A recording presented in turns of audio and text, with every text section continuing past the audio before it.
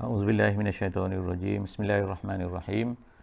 Alhamdulillahirabbil alamin wassalatu wassalamu ala asyrafil anbiya'i wal mursalin wa ala alihi wa sahbihi ajma'in. Bersyukur kepada Allah Subhanahu wa taala. Pada pagi ini kita sekali lagi alhamdulillah dapat bersama-sama dalam sesi Quran, memahami Al-Quran, memahami sedikit daripada isi-isi kandungan Al-Quran daripada muka surat pada hari ini ialah 384 insya-Allah. Kita masih lagi berada pada juz yang ke-20 dan surah kita pada hari ini adalah surah An-Naml, dan hari ini adalah muka surat yang sebelum terakhir daripada surah An-Naml. Esok insya-Allah kita akan masuk kepada surah yang baru, iaitu surah Al-Qasas. Jadi pada penghujung-penghujung surah An-Naml ini, kita ingatkan sekali lagi bahawa tema dalam surah An-Naml sebagaimana yang disebutkan oleh para ulama kita ialah tentang kepentingan pembawa Islam ini perlu kepada menguasai perkara-perkara yang boleh memukaukan manusia, yang boleh menjadikan daya tarik kepada manusia. Dan salah satu daripada perkara yang menjadi daya tarik kepada manusia seluruhnya daripada dahulu sampailah sekarang ialah apa? Iaitu kekuasaan dari segi saintifik, kekuasaan dari segi ilmu-ilmu yang ianya berbeza daripada zaman dahulu kepada zaman sekarang. Dan kemungkinan zaman akan datang penguasaan ini mungkin berbeza juga. Kalau dulu mungkin orang hebat dari sudut ini dikagumi, maka begitu jugalah, maka pada zaman ini agak berbeza, maka begitu juga pada masa akan datang kemungkinan ia akan berbeza. Jadi bagi para pendakwah, bagi para pembawa Islam, pembawa mesej Islam, mereka hendaklah menjadikan perkara ini sebagai alat untuk menguasai manusia juga. Kerana manusia biasanya akan memandang enteng, memandang lemah, memandang kurang dan juga jatuh orang-orang yang tidak menguasai ilmu-ilmu ini. Jadi bukanlah artinya kita kena advance dalam semua segi, tidak, tetapi kita paling kurang kita mesti menguasainya, kerana ia akan dapat menjadikan kita ini lebih mudah diterima sebagai salah satu daripada alat dakwah. Itu surah An-Naml, surah semut. Jadi kita baca pada hari ini insya-Allah muka surat 384. A'udzubillahi minasyaitonirrajim. Bismillahirrahmanirrahim. Wa innahu lahudan wa rahmatul lil mu'minin. Inna rabbaka yaqdi bainahum bihukmih wa huwal azizul alim. Sadaqallahul azim.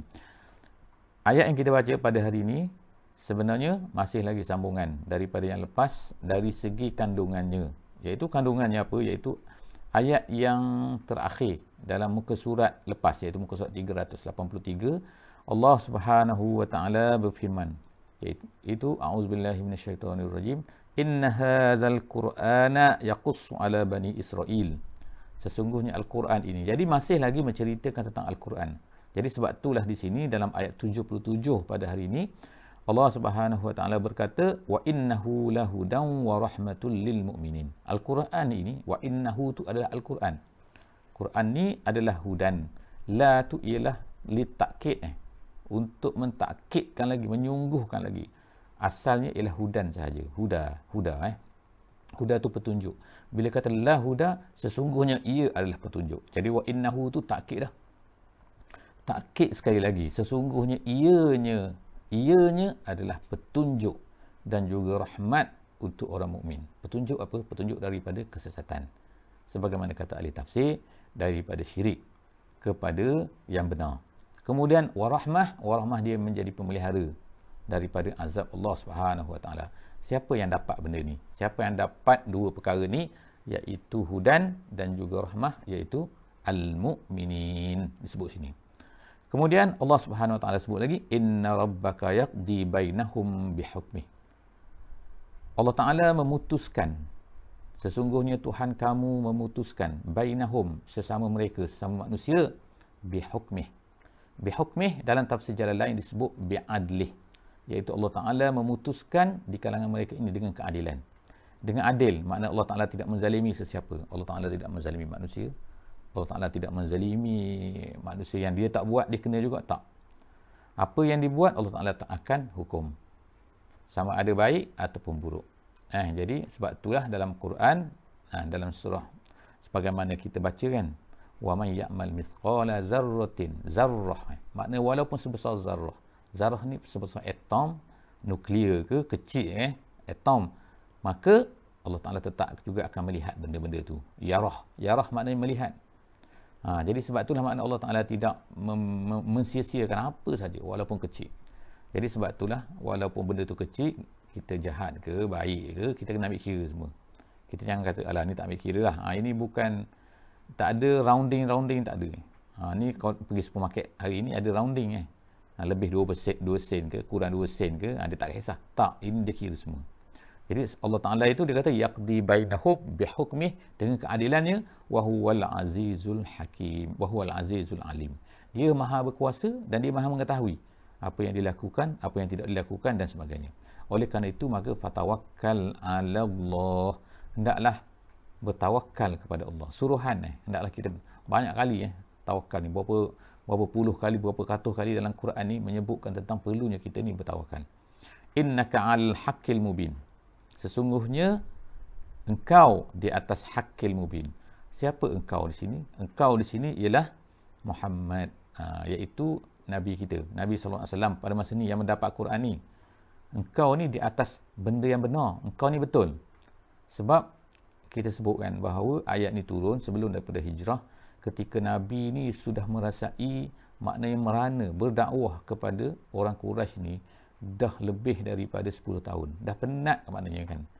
Masa yang panjang masyarakat yang kecil macam tu 10 tahun, maka maknanya satu benda yang sangat-sangat panjang lah tu kalau kita tu memanglah betul kan, Nabi Nuh tu lagi panjang lah kan. Itu salah satu daripada, tapi Nabi bagi masyarakat Mekah dalam keadaan dia dikenali dan sebagainya, maka itu adalah satu masa yang sangat panjang lah tu, 10 tahun. Jadi sebab itulah kadang-kadang datang kekecewaan, datang rasa macam apa dah jadi ni, kenapa mereka tak terima ni. Jadi sebab itulah Allah Ta'ala kata kekalkan bagi hiburan kepada Nabi kita SAW, innaka 'alal haqqil mubin. Engkau ni betul, engkau ni di atas benda yang benar. Jadi begitulah juga sebenarnya untuk kita sekarang pada hari ini, bagi pendakwah, bagi orang yang bawa Islam, dia kena yakin walaupun dia ditolak, kalau dia ni betul ikut Quran dan ikut sunnah, maka dia kena yakin bahawa innaka 'alal haqqil mubin. Kamu ni adalah benda di atas kebenaran yang jelas. Innaka la tusmi'ul mauta. Kemudian Allah Ta'ala sebut lagi, ini hiburan. Minta maaf dia terputus tadi. Jadi kita sambung balik Tadi kita habis pada ayat 79. Sekarang kita sambung pada ayat 80. Ayat 80 ni adalah sambungan. Allah Ta'ala mengatakan dalam ayat 79, kau ni betul. Kau ni di atas kebenaran. Walaupun apa nampak macam orang tolak ke dan sebagainya, tapi kau ni betul. Kemudian Allah Ta'ala sambung lagi untuk menyungguhkan lagi, menceritakan lagi bahawa apa? Iaitu innaka la tusmi'ul mauta. Kamu tak boleh memperdengarkan orang mati. Siapa orang yang mati ni? Bukan orang mati.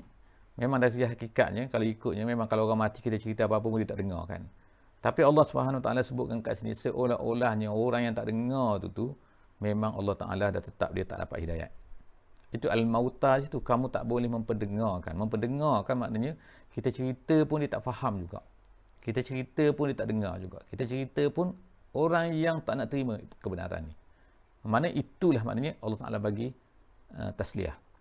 Allah Taala bagi hiburan kepada orang-orang yang menyampaikan Islam ni. Kalau orang tak dengar, maknanya janganlah risau. Sebab apa? Kita tak boleh nak memperdengarkan orang-orang mati, al-mauta, wala tusmi'us summa, dan kamu tak boleh nak memperdengarkan orang yang tuli. Kalau orang tuli, kita cerita apa pun dia tak dengar. Jadi jangan risaulah. Kerja kita ialah memperdengarkan, menceritakan. Tapi kalau mereka tak nak faham juga, dah nak buat macam mana? Allah Ta'ala dah tetapkan macam tu, tak apa. Jadi wala tusmi'us summa ad-du'a, panggilan. Iza wallau mudbirin, kalaulah mereka itu berpaling membelakangkan. Mudbirin tu maknanya berpaling, melari maknanya daripada apa yang kita nak cerita.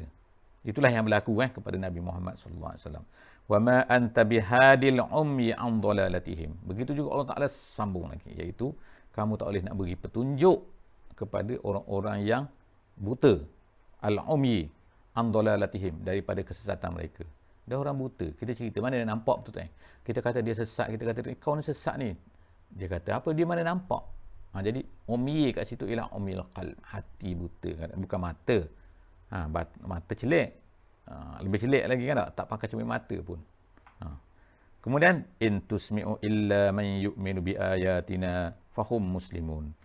Kamu hanya boleh memperdengarkan, kamu tak boleh memperdengarkan melainkan orang-orang yang beriman. Maknanya orang beriman itulah sebenarnya orang yang nampak. Orang yang tak beriman tu memang dia tak nampak. Dia tu adalah buta, dia tu adalah mati. Dia tu adalah tuli, sebagaimana yang Allah Taala sebutkan kat sini. Bukan saya kan, bukan pandai-pandai kita kan, tapi Allah Taala sebutkan. Seolah-olah lah mereka ni tidak tuli, mereka ni dengar, mereka ni nampak kan. Mereka ni tak mati, mereka ni hidup, tapi mereka ni tak nampak apa yang kita cerita tu, tak nak dengar apa yang kita cerita tu kan. Okey. Wa iza waqa'al qawlu alaihim. Seterusnya sekarang Allah Subhanahu Wa Taala masuk kepada menceritakan tentang apa yang berlaku di hari akhirat lagi. Jadi sebab bila kita baca Al-Quran ni, kita akan jumpa banyak sangat ayat yang menceritakan tentang benda-benda yang berlaku di akhirat ni kan. Jadi nak ingatkan kita lah juga nak ingatkan. Jadi bila kita baca Quran tu, dia jadi tazkirah pada kita kan. Menjadi peringatan kepada kita bahawa kita pun selalulah dengar, oh ni tentang akhirat, gini kan. Jadi apa yang disebutkan oleh Allah Subhanahu Wa Taala di dalam ayat ini sekarang ni, iaitu wa iza waqa'al qawlu alaihim. Kalau ikut maknanya adalah wa iza waqa'a tu ialah berlaku, al qawlu perkataan ke atas mereka. Maksudnya sini ialah ulama-ulama tafsir kata, iaitu bila dekatnya hari akhirat, ataupun dengan lebih tu lagi ialah apabila tertutupnya pintu taubat kat sini. Bagaimana naik matahari sebelah barat ke dan sebagainya. Tapi iza waqa'al qawlu alaihim, artinya ialah dah sampai sangat dekat kepada hari akhirat, dan telah timbullah di sini yang dipanggil sebagai asyratus sa'ah al-kubra, iaitu apa? Tanda-tanda kiamat yang besar. Dia ada tanda-tanda kiamat yang kecil. Kita tengoklah nanti kan, dalam hadis-hadis ke kan, ada cerita ulama-ulama, ada cerita dalam kitab-kitab mereka, ada tanda hari kiamat ni ada dua jenis. Yang pertamanya ada tanda kiamat besar, ada tanda kiamat kecil. Mula-mula kecil lah, kemudian datanglah yang besar. Bila datang yang besar ni, iaitu ada berapa? Nabi SAW dalam hadis dia ada sebutkan. Ada beberapa perkara lah bila dicampur, antaranya ialah turunnya Nabi Isa AS, naiknya matahari sebelah barat, adanya dukhan, adanya dabbah, adanya Ya'juj dan Ma'juj, adanya dan macam-macam lagi perkara-perkara tu. Itu adalah dia. Salah satunya yang jelas di sini ialah Allah Subhanahu Wa Taala sebutkan, iaitu apa? Akhrajna lahum dabbatan. Kami keluarkan untuk mereka. Maknanya daripada bumi ni tiba-tiba keluarlah satu benda, iaitu benda dabbah. Dabbah ni ialah benda yang berjalan di atas muka bumi. Tak kira lah dia ni besar mana, dipanggil dabbah. Okey, jadi yang disebutkan kat sini macam-macam lah. Ada ulama kata dia ni berapa hasta, 60 hasta, kepala dia macam badan dia macam singa lah, kepala dia macam lembu lah, macam-macam sekali. Tak penting, tapi yang penting bagi kita itu adalah kata-kata ulama itu bukannya, tapi yang pastinya ialah dia keluar daripada mana binatang ini. Ada yang kata keluar daripada Mekah, ada yang kata tempat lain. Itu pun tak pasti juga.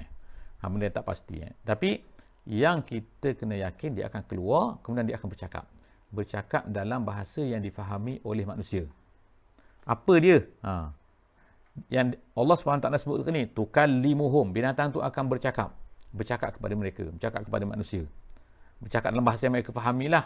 Bahasa apa ni? Ada kata bahasa Arab dan sebagainya, itu tak kisah. Yang pentingnya manusia tu faham.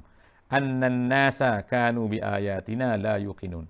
Antara kandungan yang disebutkan oleh binatang tu, binatang dabbah tadi tu, dia kata bahawa manusia ini tidak beriman dengan kanu bi ayatina la yuqinun. Manusia ni majoritinya tidak beriman dengan tanda-tanda daripada Allah SWT. Allah Taala tokian tanda. Jadi sekarang ni kalau nak beriman pada masa ni tak boleh dah. Sebab apa? Sebab masa ni dah tutup pintu taubat dah. Seterusnya, itu yang akan berlaku semasa ni sebelum dekat-dekat nak berlaku hari kiamat ni. Itu tanda-tanda kiamat yang yang besar. Wa yauma nahsyuru min kulli ummatin faujan mimman yukazzibu bi ayatina fahum yuzaun. Allah sebut, Allah Taala akan kumpulkan. Maka kami akan kumpulkan daripada setiap umat itu faujan, ada satu jamaah, satu kumpulan. Daripada satu umat tu ada satu kumpulan mimman yukazzibu bi ayatina, daripada orang yang mendustai ayat-ayat kami, fahum yuzaun, dan mereka itu akan dielak. Elak ni dihalau, masuk menghala kepada satu tempat. Itu yang dipanggil mahsyar tu. Dan mahsyar itu tempat berkumpul. Jadi manusia ni akan dibangkitkan, dan daripada setiap umat tu akan ada manusia yang tidak beriman. Gitu.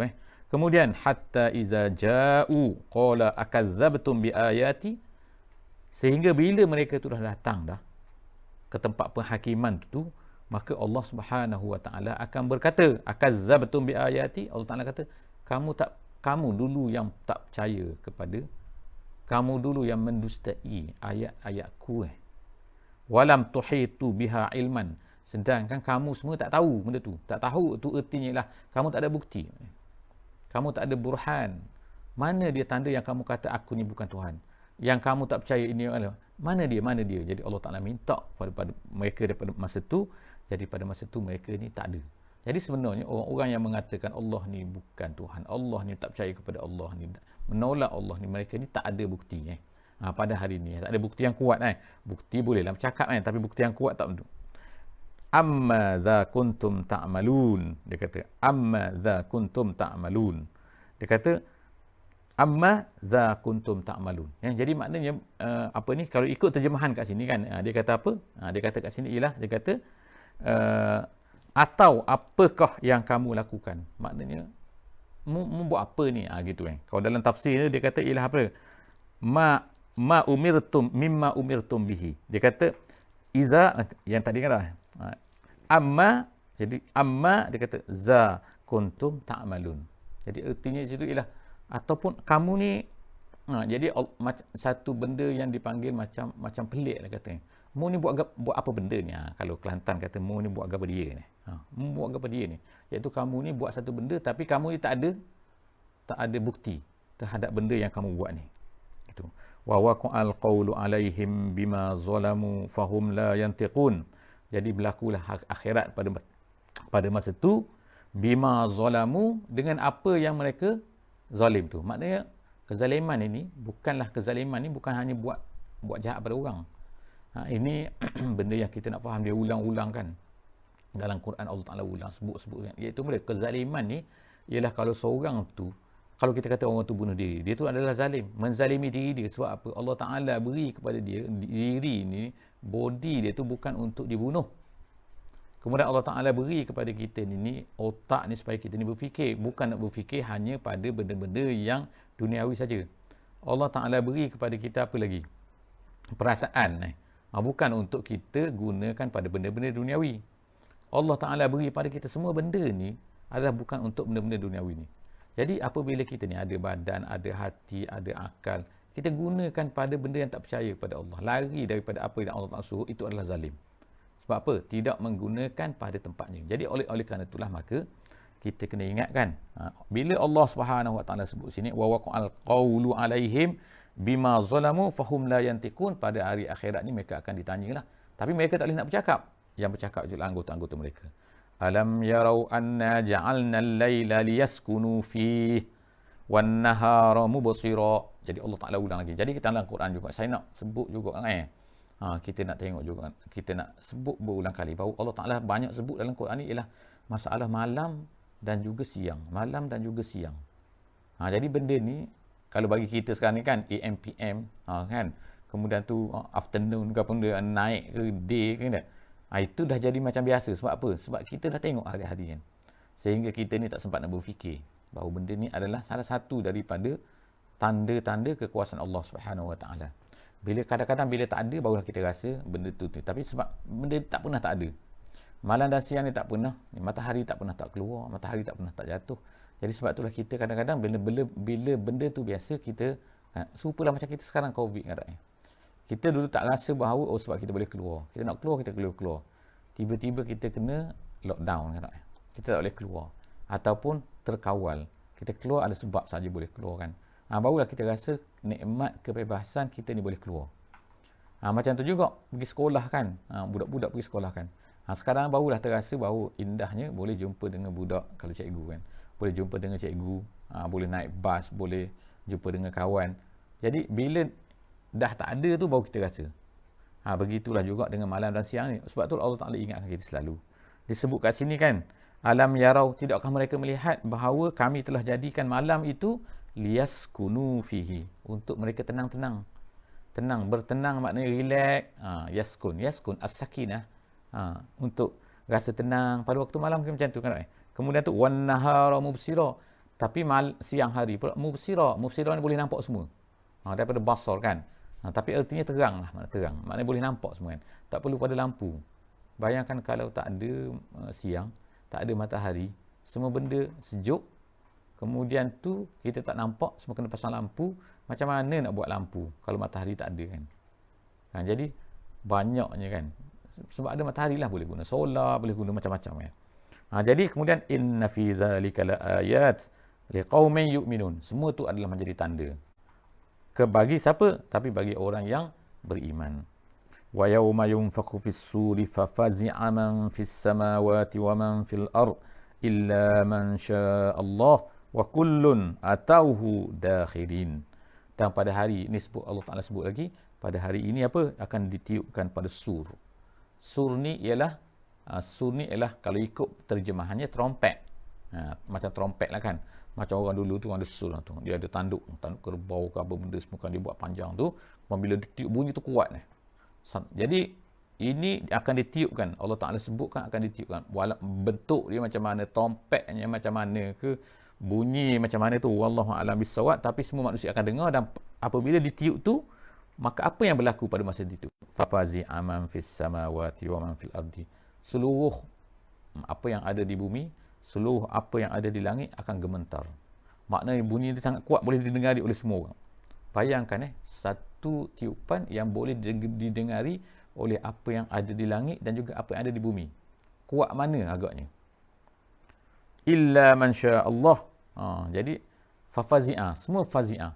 Semua akan takut bila ditiup tu, kecuali orang-orang yang dikehendaki oleh Allah, maka dia tak akan takut. Wa kullun atauhu dakhirin. Pada masa tu semua akan datang kepada Allah dalam keadaan tunduk.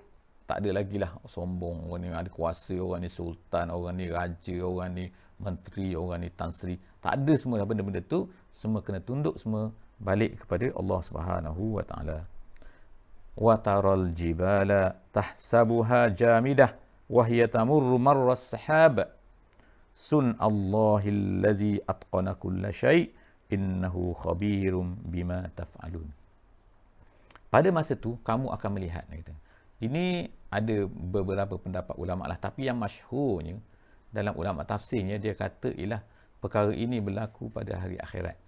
Iaitu apa? Kamu melihat bukit ni, bukit-bukit ni kamu menyangka ianya adalah diam. Maknanya diam. Kita tengok bukit kan diam je kan tak? Bukit apalah kan? Kalau tempat saya ni ada Bukit Maras, ada Bukit Jong, ada bukit besar lagi, bukit mana kan? Gunung Kinabalu, Gunung Everest. Tak kira lah semua kan. Kita tengok macam bukit tu diam je. Kita tengok awan tu yang bergerak ni. Bukit tak bergerak. Tapi pada hari akhirat ini mengikut pendapat yang masyhur di kalangan ulama tafsir, dia kata perkara ini iaitu kamu melihat bukit pada hari tersebut, pada hari akhirat itu macam dia itu diam, tapi sebenarnya kalau ikut sekarang ni dia diam tapi wahiyya tamurru marras sahab, tapi dia ni berlari sebagaimana menjadi seperti awan. Jadi bayangkanlah bukit menjadi seperti awan, semua orang akan takut. Kalau kita kan tengok awan tu nak jatuh kan tak? Kita pun takut Tapi awan tak jatuh, kita tahu kan tak? Dalam pengalaman hidup kita tak ada lagi awan jatuh. Tapi kalau bukit tiba-tiba satu benda besar, satu benda yang berat tiba-tiba naik kan ke atas. Kita kalaulah orang yang pernah menghadapi, kita panggil apa ni, puting beliung puting beliung ni biasanya dia akan angin yang pusar-pusar tu yang panggil apa ni kan, yang dia angkat semua, rumah dia angkat, lembu dia angkat, kereta dia angkat.